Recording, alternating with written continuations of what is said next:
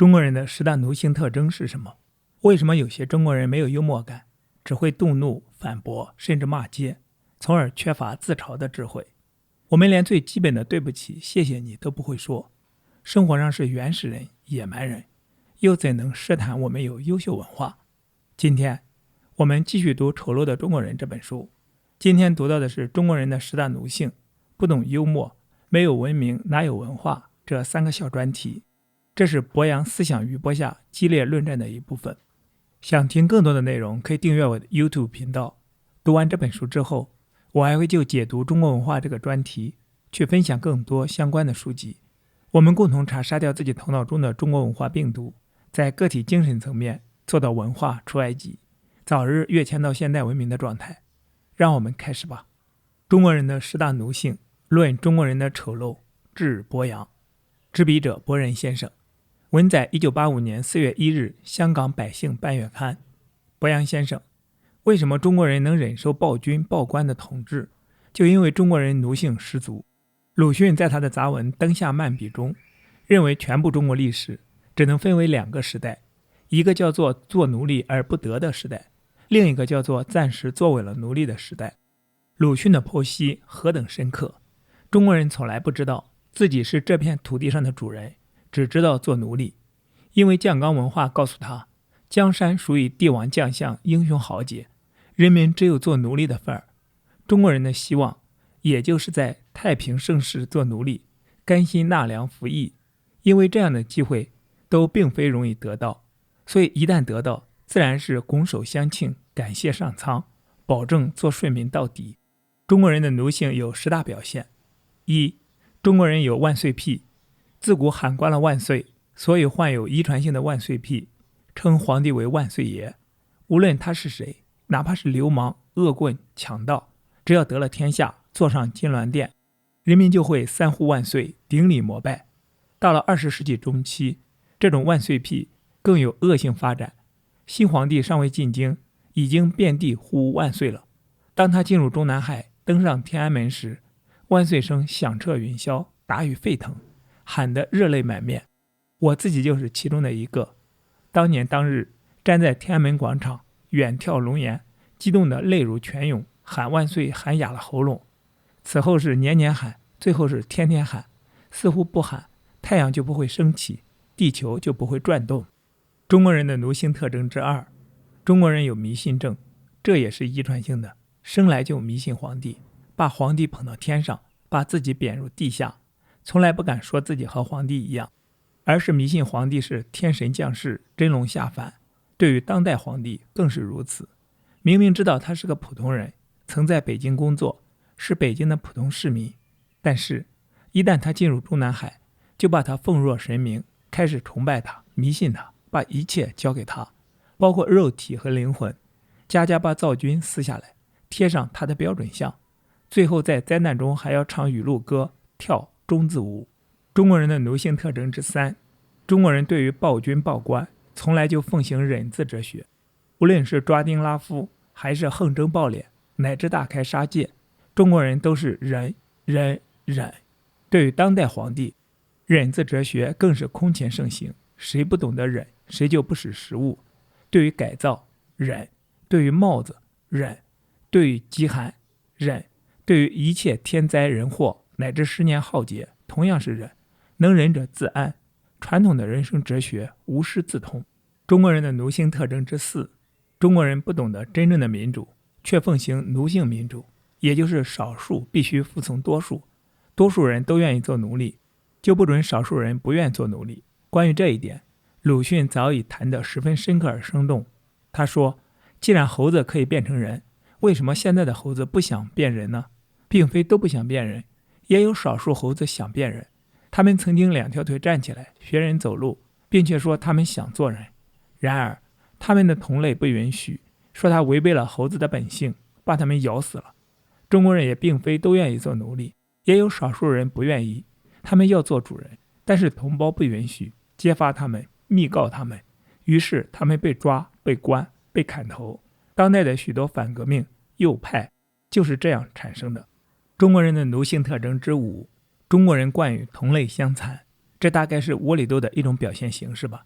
面对暴君暴官的欺压和杀戮，中国人的反应不是团结一致起来反抗，反而是同类相残。官府一旦指某人为贼为匪，人们就会随之骂贼骂匪，并协助官府一起捉之。这一点同样相传至今，并且恶性发展。一旦运动到来，人们明明知道是制造灾难，但却不敢反对，不敢反抗，恰恰相反，还要为此而歌颂伟大领袖英明伟大，并且积极参加，和敌人坚决斗争。可是这敌人是必须从自己人当中抓出来的，抓谁？谁愿意被抓？谁愿意遭难？没人愿意。但这是最高指示，必须照办。于是便揭发、检举、批判、争斗，你揭我，我检你，你批我，我斗你，愈演愈烈。最后按最高指示的要求，抓出几个倒霉鬼来，或送公安局，或送学习班，或戴上帽子教群众监督改造。这样一场运动才算过去，下次运动仍然是这个程序，仍然是这样制造敌人，永远同类相残，相残同类，胜利者永远是暴君暴官。在这里加一句，刚刚过去不久的3年武汉疫情，几乎每个人内心深处都知道，在冰雪天地里排队测核酸是多么傻逼的一件事。抱歉，我说脏话了。可是大多数人还是老老实实地在冰天雪地里去排队，这是多么非理性和荒诞。好，继续回到这本书。中国人的奴性特征之6，中国人崇尚明哲保身。什么叫明哲保身？在大陆有2条解释，一是绝不触犯天条，二是在灾难中绝不同情任何人。说穿了就是做一个聪明的奴隶。诚然，他们不陷害无辜，但绝不反抗邪恶。他们只求勾安、勾活。为了勾安，墙倒众人推时，他们跟着推；破鼓万人锤时，他们跟着锤。这就是所谓的明哲。我有一位老同学来到香港以后，还对我说，如果57年我们在一起，我也会批判你，因为只有这样才算明哲。您说暴君暴官最喜欢的就是人民明哲保身。不错，因为这就是奴性。中国人的奴性特征之7，中国人靠希望过日子。因为中国人的命运不是掌握在自己手里，而是交给了暴君暴官，所以他们从来不去想如何依靠自己的智慧和力量去开发自己的未来，而是寄希望于暴君暴官，希望暴君变成明君，暴官变成青天大老爷，如此他们才可以获得温饱。这同样是中国人的传统，历代帝王无不利用这个传统推行愚民政策，当代帝王更是如此，他给人民以无限希望。共产主义是天堂。1949年，我还是个高中生，听过哲学家孙定国演讲。他说，什么是共产主义？那就是喝牛奶吃面包。当时我们的伙食是玉米窝头白菜汤，喝牛奶吃面包，该是多么美好的希望啊！但是10年过去，不仅没喝上牛奶吃上面包，连当年的玉米窝头和白菜汤也都限量而不管饱了。然而这时依然抱着希望，希望有一天窝头不限量，白菜汤管够喝。可是这个希望也没实现，而是灾难连绵，越来越糟，直至文化大革命爆发，许多人遭难，终于彻底失望而自杀。但这也不会影响活着的大多数人，使他们放弃希望哲学。大多数人仍然是抱着希望过日子，因为他们不知道反抗，不知道自己是一个有智慧、有力量的独立的人。中国人的奴性之8，中国人的确有神经质的恐惧症，这一点您提的完全正确。这同样是遗传性的，因为世世代代受暴君暴官的欺压，总感到随时都会大祸从天降。一旦大祸临头，不但自己掉头，还会满门抄斩。这种神经质的恐惧症到20世纪中期之后更加严重，达到惶惶不可终日的地步。一位朋友在1957年被定为中右，这只是一种警告，表示已经到右派的边缘，但并未戴帽子。可是这位朋友从此精神恍惚，一听有中央文件下达，便坐立不安。到文化大革命，一听到16条，第2天就入院了。医生的诊断是严重的神经官能症，正是你所说的神经质恐惧。这种病的患者至今数不胜数。不久前一位老朋友从大陆来香港探亲，还正言厉色地警告我，老兄，写东西不要太自由了，1997年很快就到了。在这里加一句，看看今天的香港已经被摧残到什么程度了。好，继续回到这本书。中国人的奴性特征之9，中国人喜欢框框，这同样是自古遗传而来。您谈到东汉的知识分子，写文章讲究师承，必须按照老师指定的范围写，否则就是违反法条。这是古代的框框。当代的框框大大超越了古代，不单是写文章、讲话、教书要遵照框框，就是婚丧嫁娶以及拍拖恋爱都不可以超出框框。这个框框是什么？就是伟大领袖的伟大思想。这框框是无形的，但是绝不可超出。多少作家、文人、学者由于超出框框而身陷囹圄，乃至丧命。为什么大多数中国人喜欢框框呢？因为喜欢它就不会超越它，这样就安全得多。所以许多人习惯成自然，真的爱上了框框，不仅自己不超越，也不准别人超越。在这里加一句，这就是我最爱的电影《肖申克的救赎》中的一个名词，体制化。好，继续回到这本书。中国人的奴性特征之10，中国人是变色龙。杰出的俄国作家契可夫有一篇名作叫做《变色龙》，他嘲笑俄国人的变色龙性格。其实中国人的变色龙性格不亚于俄国人，这也是暴君暴官最喜欢的。所以30多年来，大陆的变色龙越来越多，其性格也越来越升级，变色之快令人慨叹。曹操历来认为是白脸，但伟大领袖一说不是白脸，这是冤案，立刻就有人给曹操翻案。秦始皇历来认为是暴君，但伟大领袖一说劝君少骂秦始皇，于是就有人给秦始皇画一张笑脸人君的肖像。伟大领袖说林彪是副统帅，于是齐声祝他永远健康。后来他摔死在温都尔汗，便立刻齐声高呼打倒林贼。更有趣者，某某前天是书记，见面顶礼膜拜，昨天他成了走资派，批斗会上拳击加脚踹，今天他复职了，急忙给他红花带。谁见过变色如此之快的变色龙？博洋先生，以上所谈仅仅是个人所看到所感到的，并非全部，但你总能看出一个大概吧。多少年来，每谈到中国人的丑陋，就认为是帝国主义侵略造成的。30年的历史证明，不是帝国主义造成的，而是我们的酱缸文化造成的。我完全同意您的意见。假如不是酱缸文化造成中国人丑陋，帝国主义岂敢侵略？正是酱缸文化造成暴君暴官，叫他们无法无天，又造就了黎民百姓，叫他们奴性十足。两者共同制造灾难，也共同在灾难之中表演丑态。30年来是一场大表演、大暴露。怎么办？这是最令人头痛的问题。您说只有中国人才能改造中国人，我同意。可是我们从来不自省，从来没有发现自己是何等丑陋。近年来，大陆的大门逐渐敞开，许多人来到海外，尤其是大批青年到海外去求学，看一看洞外世界，对比自己，或许能发现自己丑陋，而决心改正。这似乎算是一点希望，但这是否又在靠希望过日子呢？不懂幽默，执笔者回旋处先生，文在1985年1月23日香港信报。本期百姓便有一篇笔战文章，署名王一令者，写贱骨头的中国人向博洋大肆讨伐。作者声言，心中有气，不得已语言者，细阅其文，笔锋凌厉，毫无温柔敦厚的中国高贵优美传统。他使用臭不可闻、不可救药、贱骨头、把坐牢当作镀金之地等等字眼，可说是十分刻薄。如博洋认为中国人丑陋之说可以成立，则王氏之文恰是自曝其丑。表面来看是唱反调，实际上正是为博洋理论提供佐证。其实王一令的丑陋乃中国人千古以来的真面目，就是欠缺一份幽默。博洋骂中国人丑陋，你道他是从事人种学研究，希冀获得诺贝尔奖金。文人写杂文，旨在引起反应，激发论争。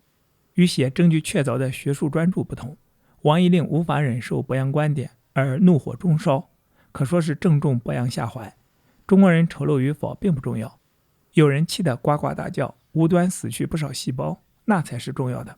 百姓同期有一封读者来信，读者梁军读完博洋丑陋的中国人讲词，表示深受感染，因而沮丧，而沉默，而落泪。但依我看来，他的眼泪与王一令的愤怒不过是50步与100步之比，两者都是道学先生的襟怀，装了满肚清正的人生观，而未能在博洋的字里行间体会出幽默的趣味，竟然要为那些美妙生动的比喻加上荒唐古怪的批注。读博洋文章实在要具备一点幽默心态，他老人家只是在搞恶作剧，智慧之刀在我们面前轻轻一晃，头脑灵活者可以捕捉神髓，正襟危坐以谨言格律煞有介事欣赏者往往失其精彩。老实说，中华民族历史悠久，怎可以完美无瑕呢？博洋先生找些缺陷来挖苦，其实是自嘲，为我们提供一点警醒作用，而且说丑不到美也是一种自谦。不懂幽默，以为他刻意去揭疮疤，真可辜负博洋一番苦心。然而哭哭啼啼也恐怕不是博洋所愿见到。总而言之，中华民族是伟大的民族，讲美丽美过任何民族，讲丑陋也丑过任何民族。然而与其歌颂美丽，不如刻画丑陋。退一步说，即使丑陋也有丑陋之美啊。没有文明哪有文化？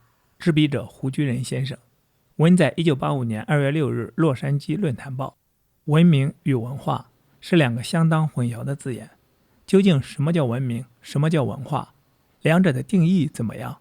常常人言人殊，有些染了中国文化自大狂的中国知识分子，还有种稀奇古怪的说法，说是西方哪有文化，只有文明，或不屑地挥手说美国没有文化，却从不说美国没有文明。假如我们反过来问一句，中国有优秀文化，但是有没有文明呢？再问，是文明重要还是文化重要？没有文明，岂有文化？其实文明与文化是二而一，一而二的事情，彼此原始不可分的。我觉得可以为这两者用一句话结合起来，就是文明是文化的体现，文化是文明的保姆。文化的观念表现于具体的生活上和社会上，这就是文明了。最简单的例子，如礼貌便是文明的表现，而孔子治礼便是文化。他的礼在中国2000多年来是表现于国家社会的制度之中，在人们日常生活的言行之内，在一年四季的节庆和仪式之上的。这就是中国的文明，文明就是生活。假定我们承认这个说法，那么中国人就显得很可笑了，因为我们连中国文明都没有，又怎么可以奢谈有中国文化？因为我们的文明如果有的话，则是与我们的文化乖离的，那又算得上是什么文化的体现？也就是说，我们在生活上所体现的不是中国文化的价值观念，而是从另外一个文化而来的。因此，中国人现实的文明如果有的话，那也不过是私生子，与其母亲的中国传统文化没有多少血缘关系。禁读博洋先生新书《踩了他的尾巴》，其中讲到他的旅美印象，美国人较之中国人太有礼貌了，这也是我本人旅美的印象。中国人较之美国人，在一般人的日常生活之中，简直成了原始人、野蛮人，因为我们连谢谢你、对不起都不会说，这半分都不夸大。中国人的礼貌、文明的表现，不仅万万比不上美国人民，也比不上日本以及南韩。没有基本的生活文明，而奢夸祖先已死的文化，行吗？没有文明，哪有文化？文明若有，也只是私生子，还说什么中国文化？好，今天的读书分享暂时到这里。今天我们读了中国人的10大奴性，论中国人的丑陋治博洋，不懂幽默和没有文明哪有文化这3个小专题。期待在下一次的读书分享中与你再相逢。